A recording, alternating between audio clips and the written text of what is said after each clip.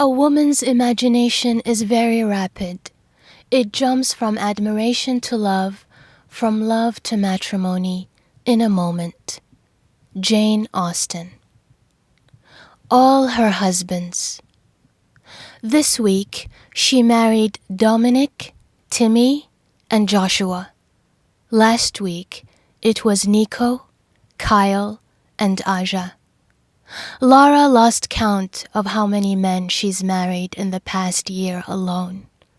She married Positively Huggable, who wrote, "Hi, I'm Connor. You're beautiful. Wanna chat?" She married UK Forever, who wrote, "You're stunning. Do you drink?" Glass of wine emoji. Do I drink? That's what UK Forever wants to know? Laura sighed. And why the glass of wine emoji?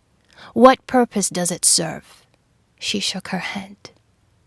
UK Forever's photo was taken at a crowded place. I bet it's a bar, Laura thought. He clearly had his arm around someone who was now cropped out of the photo. I bet it's his ex, Laura guessed. It made her a little sick that the picture could have been his and his ex's favorite picture of them once.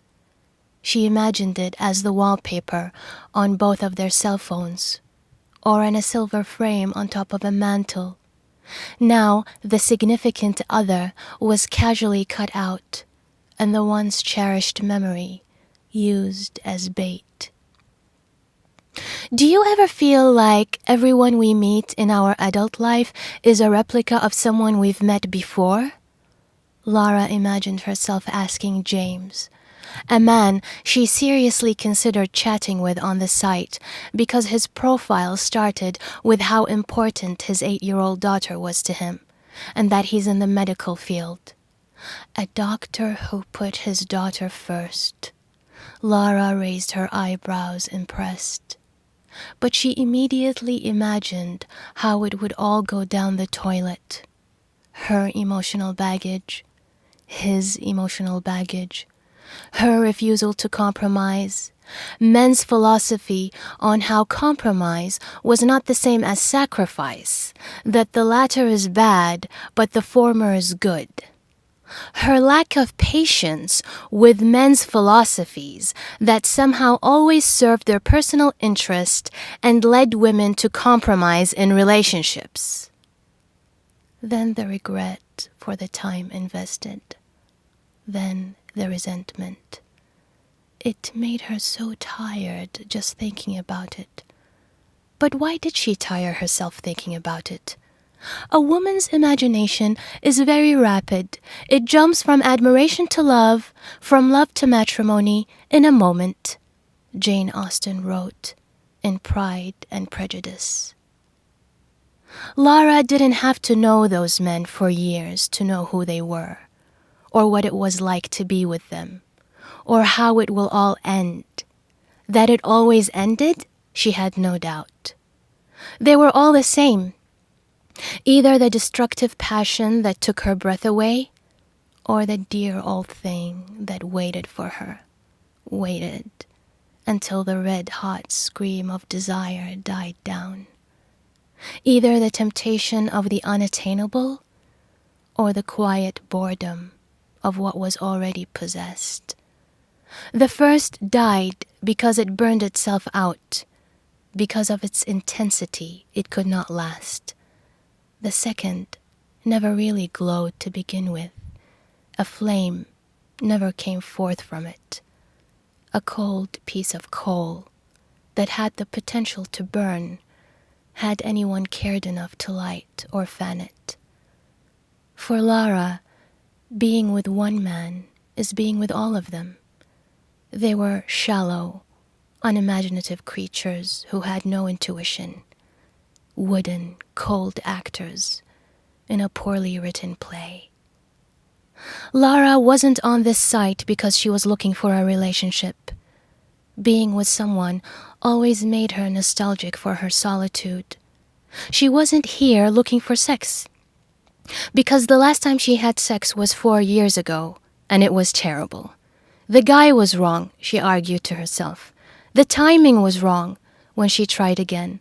The feeling wasn't there after her last attempt. Then she stopped, not intending to become celibate. But the months passed, then the years passed, and men became not the other gender, but just the other, not arousing in her any curiosity or passion.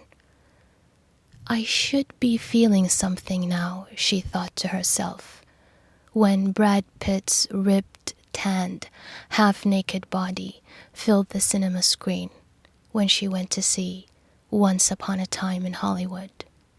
Ha! I'm not attracted to men anymore, but I'm not attracted to women either. I'm in sexual limbo. She imagined sharing this with James, but she knew she wouldn't.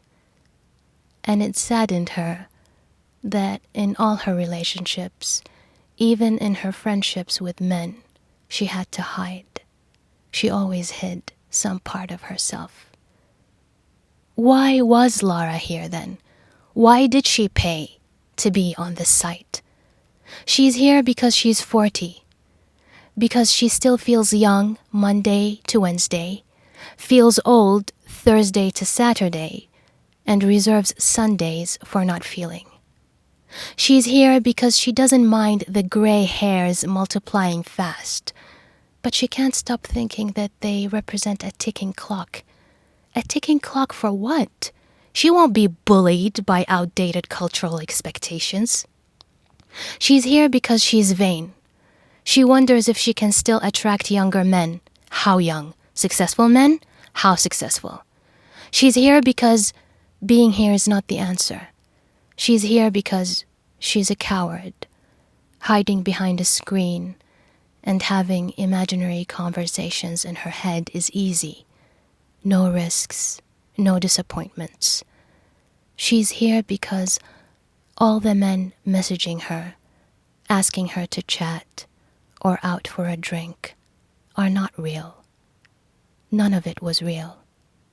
And fantasy is the softest, warmest bed she's ever slept in.